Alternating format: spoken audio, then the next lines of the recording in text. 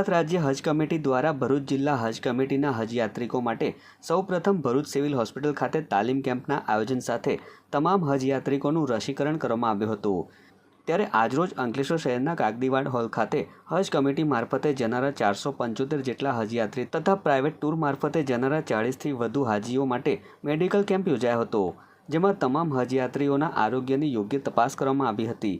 આ પ્રસંગે ભરૂચ જિલ્લા ફિલ્ડ ટ્રેનર ઇમાનુલ પટેલ સહિત ભરૂચ જિલ્લા હજ ખાદિમ એસોસિએશનના તમામ સભ્યોએ ઉપસ્થિત રહી મેડિકલ કેમ્પને સફળ બનાવ્યો હતો। અંકલેશ્વર કાગડીવાડ હોલ ખાતે હજ કમિટી મારફતે જનાર હાજી ભાઈ બહેનોનો એક ટ્રેનિંગ કેમ્પ યોજવામાં આવેલો, જેમાં ભરૂચ જિલ્લામાંથી જતા હાજીઓ લગભગ 475 જેવા ઉપસ્થિત રહ્યા હતા અને પ્રાઇવેટ ટૂરના પણ 30-40 હાજીઓ ઉપસ્થિત રહ્યા।